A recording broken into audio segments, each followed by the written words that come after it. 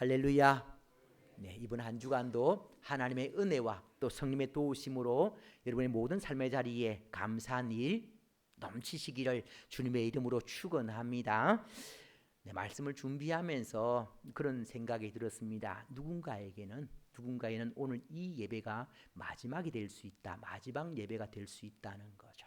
자, 여러분들 누군가를 위해서 늘 주어진 예배에 최선을 다해 드리는 것이 굉장히 중요한 겁니다. 자, 오늘 말씀 한 절 보겠습니다. 스바냐 3장 17절 말씀입니다. 우리 같이 읽습니다. 시작. 너희 하나님 여호와가 너희 가운데에 계시니 그는 구원을 베푸실 전능자이시라. 그가 너로 말미암아 기쁨을 이기지 못하시며 너를 잠잠히 사랑하시며 너로 말미암아 즐거이 부르며 기뻐하시리라 하리라. 아멘. 자, 이 말씀 보십시오. 하나님은 어떤 분이라고 그랬습니까? 하나님은 너희 가운데 계시니, 너희 가운데 계시니, 우리 안에 계시고 내 안에 계시고 우리 공동체 안에 계시고 우리 가정 안에 계시는 분이시라는 거죠. 이 하나님은 구원을 베푸실 전능자이시라 그랬습니다. 구원을 베푸실 전능자. 우리의 일어나는 모든 문제 가운데 그 원인을 보면은 죄지 않습니까? 죄에서 구원하실 분이 하나님이시고 뿐만 아니라 주어진 모든 어려움 가운데 모든 문제 가운데서 능히 구원하실 분이 하나님이시라는 거죠. 그 하나님께서 내 안에 계신다는 겁니다. 그리고 이 하나님께서 기대하시고 소망하시는 것이 있는 거죠. 그것이 무엇인가 하면은 너로 말미암아 즐거이 부르며 기뻐하신다. 하나님께서 저와 여러분을 통해서 즐거움을 얻길 원하시고 기쁨을 누리기를 원하신다 말씀하고 있는 겁니다. 네, 하나님께서 예수 믿는 저와 여러분들 통해서 하나님의 즐거움을 얻길 원하시고 하나님의 기쁨을 얻기를 원하신다 말씀하시는데요. 그렇다면 한번 곰곰이 한번 생각해 봐야 되는 거죠. 나는 하나님께 즐거움과 기쁨을 드리고 있을까? 아니면은 하나님께 괴로움을, 고통을 드리고 있을까? 어떨 것 같습니까? 여러분들은 하나님께 기쁨을 드리고 있으십니까? 아니면은 고통을 드리고 있으십니까? 하나님께 기쁨을 드리는 여러분 되시기를 주님의 이름으로 축원합니다. 여러분들은 하나님께 기쁨을 드리려고 애를 쓰는데 안타깝게도 하나님께 기쁨을 드리지 못하고 하나님 마음을 근심되게 하고 괴롭혔던 사람들이 있습니다. 그 사람들이 누군가 하면은 이제 오늘 본문에 기록되고 있는 학개서에 기록되고 있는 바벨론 포로에서 돌아온 사람들이었습니다. 자, 오늘 본문이 포함된 이제 학개서를 보면은 이제 하나님께 범죄함으로 말미암아 이스라엘 백성들이 바벨론의 포로로 끌려갔습니다. 바벨론의 포로로 끌려가서 약 70년 동안 포로 생활을 하게 되거든요. 네. 그렇게 포로로 끌려갔던 사람들이 어느 날 갑자기 하나님의 은혜로 다시 돌아오게 되었습니다. 그래서 1차, 2차, 3차에 걸쳐서 돌아왔는데 1차에 돌아온 사람들은 숫자가 약 5만 명. 스룹바벨을 중심으로 해서 5만 명이 돌아왔고요. 그리고 2차에서는 에스라를 중심으로 해서 약 1,700명이 돌아왔습니다. 3차에서는 이제 느헤미야를 중심으로 해서 숫자는 정확하게 나와 있지 않습니다만 또 많은 사람들이 돌아왔습니다. 그렇게 1차, 2차, 3차에 돌아온 사람들이 각각 해야 될 일들이 있었습니다.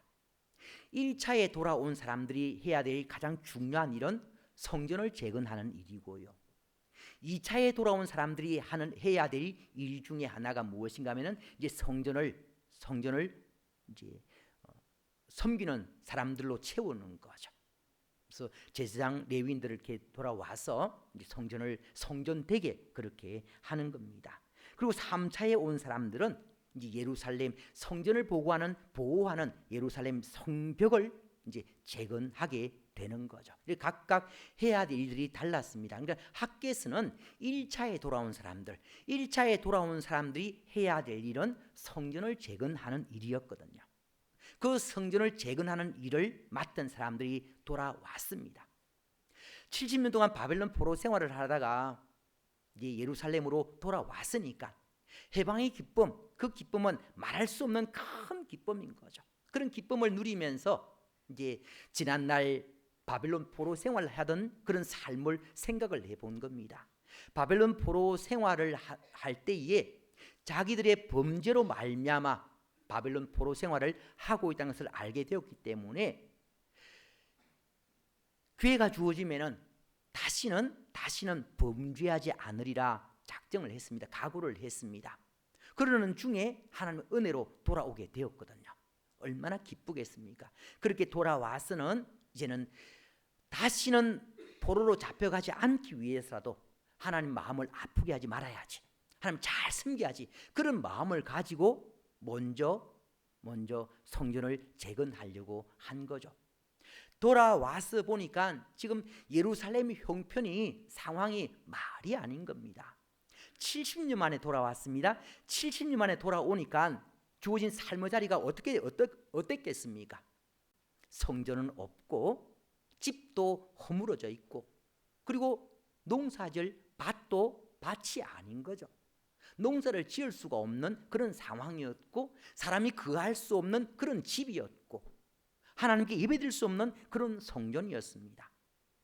자, 만약 여러분이 그런 상황을 맞이했다면 제일 먼저 뭘 하셨겠습니까?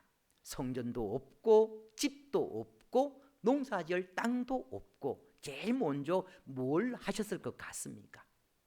일반적으로 사람이 제일 먼저 살아야 되니까 부할 수 있는 집을 준비하겠죠. 그리고 또 농사를 지어야 되니까, 먹고 살아야 되니까 밭을 개간하겠죠. 그리고 좀 안정이 되면은 성전을 지어서 하나님께 예배드리겠죠.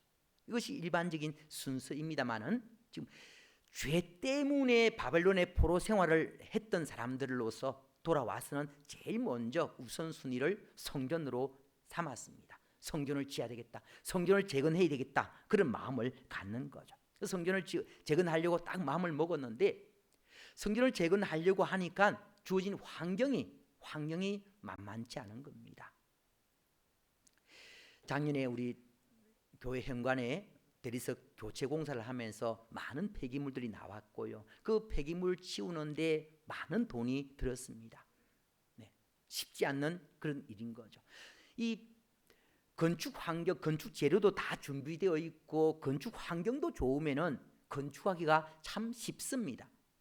네, 그러나 폐허더미 가운데 건축을 하려고 그러면은 먼저 그 쓰레기 더미부터 치워야 되니까 이게 보통 일이 아닌 거죠.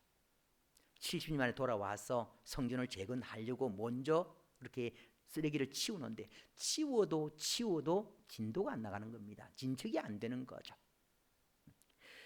그래서 그만 힘이 빠진 겁니다. 치우면서 좀 진척이 되면은 힘을 내어서 더 할 건데 일을 해도 진척이 안 되니까 조금 힘이 빠진 거죠.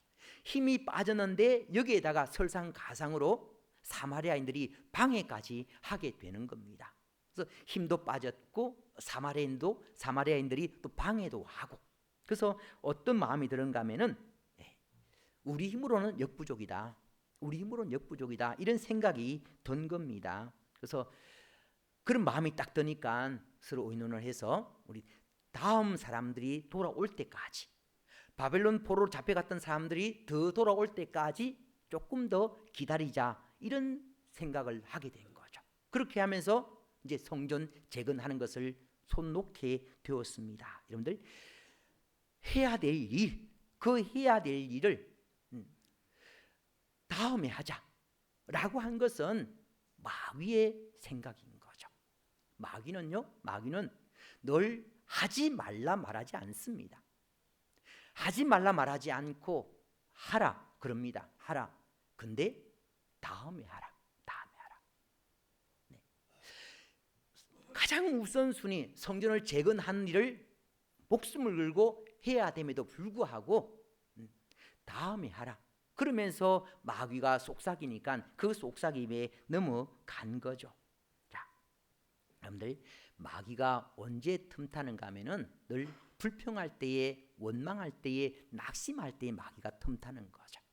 지금 이스라엘 백성들이 바벨론 포로에서 돌아온 유다 백성들이 낙심해 있는 상태니까 여기에 마귀가 틈타서 다음에 하지 뭐 그렇게 생각을 한 겁니다. 지혜로운 성도는 신앙을 잘 하기 위해서는 마귀가 틈탈 기회를 안 주는 것이 지혜로운 모습인 겁니다. 자, 마귀가 틈타서 그만 성전 재건하는 것을 중단하고 폐허더미 상태로 방치해 두고 말았습니다. 그 결과 어떤 결과가 주어졌는가 하면은 학개서 1장 6절 말씀입니다. 학개서 1장 6절 말씀. 네. 자, 제가 읽어드리겠습니다. 너희가 많이 뿌릴지라도 수확이 적으며 먹을지라도 배부르지 못하며 마실지라도 흡족하지 못하며 입어도 따뜻하지 못하며 일꾼이 싹을 받아도 그것을 구멍 뚫어진 전대에 넣음이 되느니라. 네. 아무리 일을 해도 들인 수고에 비해서 돌아온 결과가 형편없었다는 거죠. 그리고 일을 해서 싹을 받았는데 아무 남는 것도 없게 되더라는 겁니다. 네. 자, 사실 하나님은 하나님 백성들로 하여금, 하나님 자녀들로 하여금 복 받으면서 살기를 원하십니다. 우리 시편 128편에 말씀하고 있지 않습니까? 시편 128편 1절 2절 말씀입니다. 네, 같이 읽습니다. 시작. 여호와를 경외하는 복이 있도다. 내가 내 손이 수고한 대로 먹을 것이라. 내가 복되고 형통하리로다. 아멘. 자, 여호와를 경외하며 그 얘기를 걷는 자마다 복이 있도다. 여호와를 경외하면은 복이 있는데, 네, 내가 내 손이 수고한 대로 먹을 것이라. 수고한 대로 먹게 하시는 것이 하나님의 뜻입니다. 하나님을 경외하는 사람들은 수고한 대로 먹게 하는 것이 하나님의 뜻인데, 근데 바벨론 포로에서 돌아온 사람들은 죽으라고 일을 했는데 남는 것이 없더라는 거죠. 그 이유가 무엇입니까? 하나님을 경외하지 않았다는 거죠. 하나님을 경외하는 사람들은 손이 수고하는 대로 먹게 되는데, 아무리 열심히 일을 해도 먹을 것이 없다는 것은 하나님을 경외하지 않았다는 거죠. 자, 그 결과 참된 모습이 주어진 겁니다. 학개서 1장 6절 말씀에 열심히 씨를 뿌렸지만 수확은 없고, 먹어도 배부르지 않고, 아무리 마셔도 갈증이 해갈되지 않고, 아무리 입어도 따뜻하지 않고, 열심히 일하고 싹을 받았는데 남는 것이 없고. 이것을요, 학개서 1장 10절 말씀 보겠습니다. 같이 읽습니다. 시작. 그러므로 너희로 말미암아 하늘은 이슬을 거쳤고 땅은 산물을 거쳤으며. 하늘은 이슬을 거쳤다, 그렇게 말씀하고 있습니다. 왜 이런 일이 일어났을까? 하나님의 뜻보다는 인간의 생각이 앞섰기 때문에 그런 거죠. 하나님을 경외하지 않았기 때문에 이런 결과가 주어졌다는 겁니다. 하나님을 경외했다면 지금 주어진 환경이 힘들고 어렵지만 하나님 일에 우선을 했어야 되는데, 근데 그러지를 못했다는 거죠. 하나님보다는 주어진 환경을 당장 먹고 사는 문제, 의식주 문제를 더 신경 쓰다 보니까 이런 결과가 주어졌다는 겁니다. 자, 우리를 한번 돌아보십시오. 왜 우리가 말씀에 순종하지 못할까? 왜 우리가 말씀에 순종하지 못할까를 생각을 해보면은 결국 하나님보다는 주어진 환경을 더 두려워하기 때문이라는 거죠. 주어진 환경이 아무리 힘들고 어려워도 하나님을 더 두려워했다면은 그 환경을 이겨내고 말씀에 순종할 건데, 안타깝게도 하나님보다는 주어진 환경을 더 두려워하다 보니까 하나님은 늘 뒤쫓는 경우들이 많이 있다는 겁니다.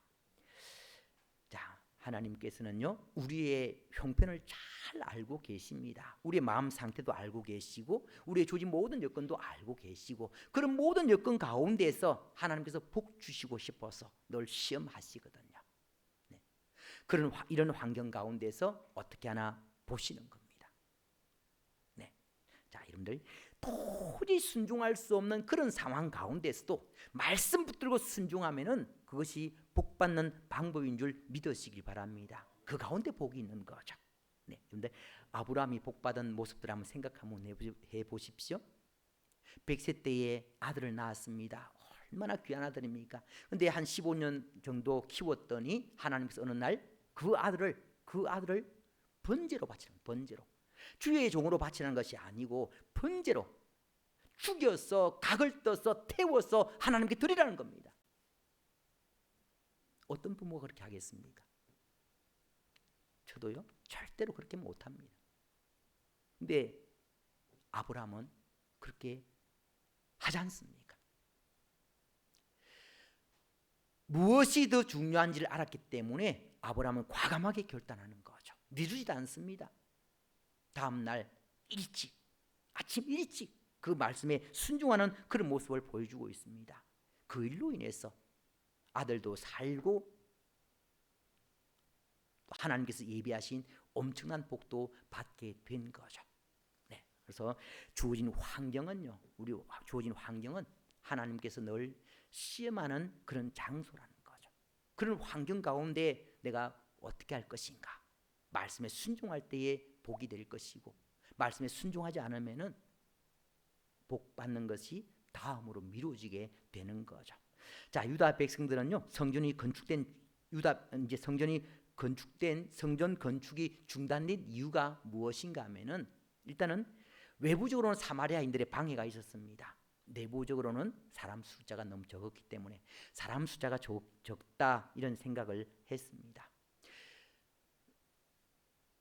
바벨론에서 돌아온 사람들도 먹고 살아야 되지 않습니까? 먹어야 될 것이고, 또 집도 필요하니까 집도 지어야 되고, 그러니까 성전 짓는데 동원될 사람들의 숫자가 적으니까 다음에 하자라고 생각을 한 거죠. 우리가 말씀을 읽고 들어도 충분히 납득이 되지 않습니까? 이해가 되지 않습니까? 이스라엘 백성, 아마 우리도 마찬가지로 그런 상황이 됐으면은 그랬을 것 같습니다. 하나님의 일은 다음에 하지 뭐 라고 그렇게 할 것 같습니다. 왜냐하면 지금도 우리가 그런 모습들이 많이 나타나지 않습니까? 헌금을 해야 되는데 돈 쓸 일이 너무너무 많은 거죠. 하나님께 드릴 돈이 없습니다. 교회에서 봉사를 해야 되는데 너무너무 바쁜 거죠. 만나야 될 사람도 많고, 인간관계 가운데서 해야 할 일도 많고, 하나님께 헌신할 시간이 없는 거죠. 들어보면 충분히 납득이 됩니다. 하나님께 드릴 돈 없고, 하나님 드릴 시간 없고, 이해가 되는 거죠. 신방 가서 얘기 나누다가 들어보면 충분히 납득이 됩니다. 충분히 이해는 되는데, 근데 그것을 하나님께서도 이해하시겠는가 하는 거죠. 이스라엘 유다 백성들의 그런 형편들을 하나님께서 다 아십니다. 우리의 형편도 하나님 다 아십니다. 근데 하나님께서는 그런 형편 가운데서 원하시는 것이 무엇입니까? 너는 먼저 그의 나라와 그의 의를 구하라. 하나님 뜻을 이루기를 원하시는 거죠. 하나님 순종하기를 원하시는 겁니다. 네. 결국 하나님께 순종하지 않는 이유는 하나님을 두려워하지 않았기 때문이다. 하나님을 경외하지 않았기 때문이다. 그렇게 말씀하시는 거죠. 네. 왜 하나님 말씀에 순종하지 않았을까 생각을 해보면은, 결국은 하나님의 뜻을 제대로 깨닫지 못했기 때문이다. 그렇게 말씀하고 있습니다. 자, 하나님께서 이스라엘 백성들에게 바벨론 포로에서 돌아온 유다 백성들에게 요구한 성전은 예루살렘 성전 같은, 그러니까 솔로몬 성전 같은 그런 크고 웅장한 멋진 그런 성전이 아니었다는 겁니다. 돌아온 유다 백성들이 성전을 지어야 되는데 솔로몬 성전 같은 성전을 생각을 한 거죠. 하나님께 드릴 성전이라면은 최고로 멋지고 아름답게 지어야 된다, 웅장해 지어야 된다라고 생각을 한 겁니다. 그런 성전을 지으려고 하다 보니까 지금 엄두가 안 나는 거죠. 그래서 중단하고 말한 겁니다. 하나님 뜻을 제대로 깨닫지를 못한 거죠. 여기 대해서 하나님께서 뭐라고 말씀하시는가 하면은 학개서 1장 7절 말씀입니다. 만군의 여호와가 말하노니 너희는 자기의 행위를 살필지어다. 자기의 행위를 살필지어다. 이 말씀이 학개서 1장 5절에는요. 그러므로 이제 만군의 여호와가 이같이 말하노니 너희는 너희의 행위를 살필지어다 그랬습니다. 7절에는요. 자기의 행위를 살필지어다. 5절에는 너희의 행위를 살필지어다. 비슷한 그런 단어로 구성이 되어 있습니다만은, 비슷한 문장입니다만은 조금 더 다른 거죠. 5절에서는요. 5절 말씀에 너희는 너희의 행위를 살필지어다. 이 말씀은 삶의 우선순위가 어떻게 배치되었는지 한번 확인해 보라는 겁니다. 삶의 우선순위가 어떻게 배치되었는지 한번 확인해 봐라. 그 다음에 7절에 자기의 행위를 살필지어다. 이 말씀은 하나님께서 진정 원하시는 것이 무엇인지 한번 생각해 봐라. 성전 짓는 것이 우선이라면은 하나님께서 어떤 성전을 원하실지 한번 생각해 보라. 그런 말씀인 겁니다. 자, 이스라엘 돌아온 유다 백성들이 솔로몬처럼 백향목을 가지고 대리석을 가지고 멋지게 그렇게 성전 짓기를 성전 짓기를 원한다라고 생각을 했지만 사실은 하나님께서 그런 성전을 원하신 것이 아닌 거죠. 하나님 원하시는 성전은 어떤 성전이었습니까? 학개서 1장 8절 말씀입니다. 학개서 1장 8절 말씀 같이 읽습니다. 시작. 너희는 산에 올라가서 나무를 가져다가 성전을 건축하라. 그리하면 내가 그것으로 말미암아 기뻐하고 또 영광을 얻으리라. 여호와가 말하였느니라. 아멘. 무슨 말씀인가 하면은 하나님께서 복 주실 거리를 준비하라는 겁니다. 복 주시고 싶어서 이스라엘 백성들에게 복 주실 거리를 준비하라는 거죠. 즉 오병이어의 기적에서 한 아이가 예수님께 드렸던 보리떡 5개, 물고기 2마리 같은 그런 축복의 거리를 준비하라는 거죠. 하나님께서 우리 형편을 잘 알고 계십니다. 돌아온 유다 백성들의 형편도 잘 알고 계시는 거죠. 그런 형편 가운데 그 형편에 맞게 성전을 짓기를 원하시고 우리의 형편에 맞게 신앙생활하기를 원하시는 겁니다. 우리는 착각을 하는 거죠. 늘 때로는 착각할 때가 많습니다. 내가 모든 걸 다 해야 된다라고 생각을 하는 거죠. 내가 하나님께 모든 재산을 다 드려야 된다. 내가 하나님께 모든 시간을 다 드려야 된다라고 생각을 하는데 하나님께서는 그것을 원하지 않으십니다. 내 형편 가운데서 하나님께서 복 주실 거리, 재산 가운데서 복 주실 거리, 많은 시간 가운데서 복 주실 거리, 그것을 하나님께 드리라는 거죠. 삶의 우선순위를 바로 해서 하나님 마음을 제대로 알아서 그것을 하나님께 드리면은 하나님께서 그것을 받으시고 복 주시겠다는 겁니다. 하나님께 역사하실 거리를 준비하라는 거죠. 자, 여러분들 하나님께서 여러분 재산 다 털어가지고 헌금하면은 기뻐하실 것 같습니까? 그렇지 않습니다. 아무것도 안 하고 교회 일만 하면은 기뻐하실 것 같습니까? 그것도 아닙니다. 하나님께서는 여러분 형편 가운데에서 하나님 감사하는 마음으로 하나님께서 복 주실 거리를 마련하는 것, 이걸 하나님께서 기뻐하신다는 것 기억하시고요. 안타깝게도 당시 돌아온 유다 백성들은 하나님께 드려야 될 성전 건축은, 성전 재건은 뒤로 하고 뭘 했는가 하면은 학개서 1장 4절 말씀입니다. 이 성전이 황폐하였거늘 너희가 이때에 판벽한 집에 거주할 것이 옳으냐. 판벽한 집에 거주하는 것이 옳으냐. 판벽한 집, 히브리어로 스판, 완전히 이렇게 지어진 완성된 집, 그냥 완성된 집이 아니고 최고로 잘 꾸며진 집. 당시 이스라엘 백성들은 흙으로 집을 지었습니다. 근데 흙으로 지어진 집에다가 판자를 댔다는 거죠.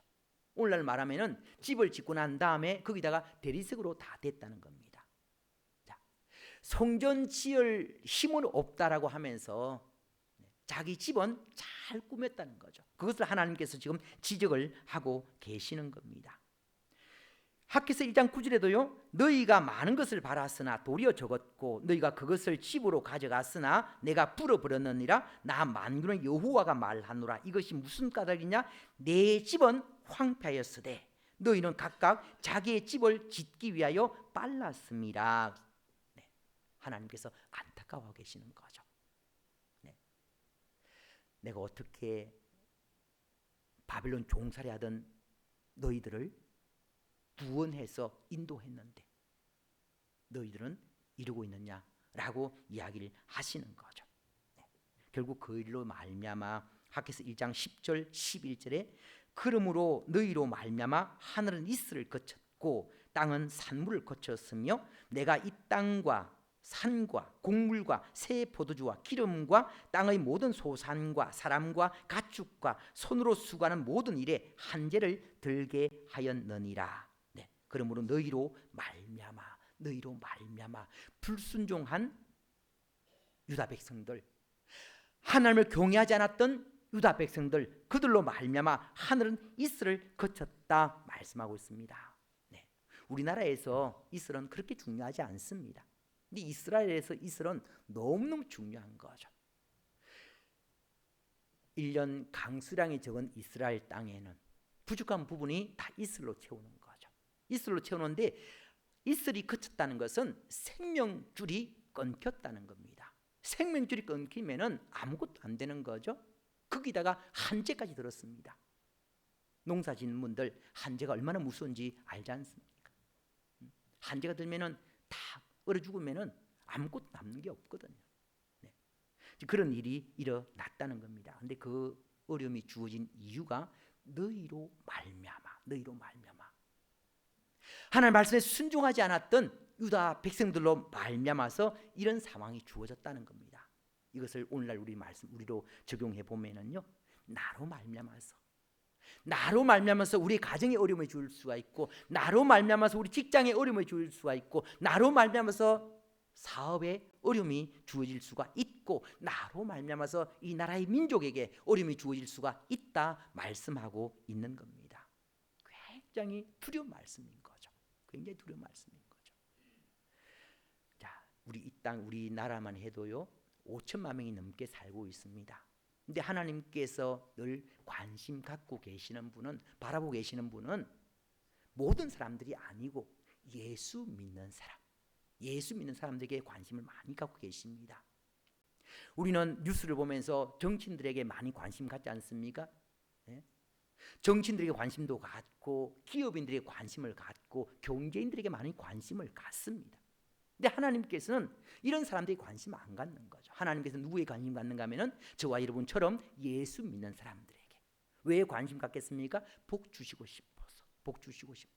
하나님께서 저주하시고 책망하시기 위해서 관심 갖는 것이 아닙니다. 복 주시고 싶어서 관심 갖는 거죠. 예수 믿는 사람들이 하나님을 경외하고 말씀 가운데 살아간다면 복 주시고 싶어서. 네. 자, 학개서 1장 10절 말씀을 다시 보면요, 그러므로 너희로 말미암아 하늘은 이슬을 거쳤고 땅은 산물을 거쳤으며 그랬습니다. 그러므로 너희로 말미암아 여기다가 밑줄 한번 쫙 그어 놓으십시오. 네. 하나님께서 하나님의 백성들로 말미암아 이슬을 거치게 하셨고 사물을 거치게 하셨다 그랬습니다. 그렇다면요, 이제 이 말씀은 우리 한 사람 한 사람이 얼마나 귀한 존재인지 알라는 거죠. 우리 한 사람이 얼마나 귀한 존재. 너 한 사람으로 인해서 이런 상황이 주어졌다는 겁니다. 근데 이런 모든 상황들을 한번 뒤집어 보십시오. 유다 백성들의 범죄함으로 말미암아 모든 것들이 무너지고 어려움이 주어졌다면 유다 백성들이 하나님을 경외하고 말씀에 순종했을 때에 어떤 결과가 주어지겠습니까? 우리 역시 마찬가지인 거죠. 우리가 불순종할 때는 이런 상황이 주어질 수가 있는데 우리가 하나님을 경외하고 말씀에 순종할 때에 어떤 결과가 주어지겠습니까? 하나님께서 우리 한 사람 한 사람을 그냥 단순한 한 인간으로 만드신 것이 아닌 거죠. 우리 주변에 예수 안 믿는 사람들이 많이 있습니다. 그런 사람들과 비슷하지만 하나님께서는 같이 취급하지 않으시는 거죠. 예수 안 믿는 사람들이 공부도 더 많이 하고 더 건강하고 더 잘생기고 더 많은 재산을 갖고 있을 수 있습니다. 근데 하나님께서는 그거 중요하게 여기지 않으시는 거죠. 예수 믿는 사람은 어떤 사람들입니까? 하나님의 아들이고 하나님의 딸이지 않습니까? 우리 역시 마찬가지지 않습니까? 다른 이웃의 어떤 것을 이웃 사람이 뭘 가지고 있는지 뭘 누리고 있는지 별로 관심 없지 않습니까? 중요한 것은 내 자녀들이 중요하지 않습니까? 내 자녀들이. 하나님이 마찬가지인 거죠. 하나님께서는 예수 안 믿는 사람들이 어떻게 살든 별로 관심 안 갖습니다. 예수 믿는 사람들이 중요하거든요. 예수 믿는 사람 중요하거든요. 하나님께 있어서 우리는 너무나 소중한 존재입니다. 자, 천지 만물을 주관하시는 분이 우리 하나님이십니다. 그래서 하나님께서는 그 가운데 우리를 두신 거죠. 우리의 관심을 가지시고 우리를 중심으로 해서 이 땅이 움직이기를 원하시는 겁니다. 여러분의 가정의 중심이 되기를 원하시고, 여러분 한 분 한 분들이 여러분 직장의 중심이 되기를 원하시고, 여러분 한 분 한 분들이 주님 모든 삶의 자리에 중심이 되기를 원하시는 거죠. 여러분으로 인해서 복 주시고 싶은 겁니다. 돌아온 유다 백성들이 하나님을 경외하지 않고 범죄함으로 말미암아 어려움이 주어졌습니다. 그러나 하나님께서는 여러분들은 하나님을 경외해서 말씀에 순종함으로 말미암아 여러분 주어진 환경이 복받기를 원하시는 거죠. 이번 한 주간 하나님의 기대대로 하나님의 아들로서 하나님의 딸로서 하나님을 경외하며 말씀에 순종함으로 말미암아 여러분 주어진 모든 삶의 자리를 복되게 하시는 여러분 되시기를 주님의 이름으로 축원합니다. 기도드리겠습니다. 하나님 아버지, 우리가 얼마나 중요한 사람인지 얼마나 소중한 사람인지 알게 하심을 감사드립니다. 하나님께서 복 주시고 싶어서 우리 한 사람 한 사람에게 관심 갖고 계신다 말씀하셨습니다. 아버지 하나님, 우리가 하나님을 경외하여 말씀 가운데 굳건하게 섬으로 말미암아 복된 환경 만들어가는 복의 통로 역할을 잘 감당케 하여 주시옵소서. 예수님 이름으로 기도드리옵나이다. 아멘.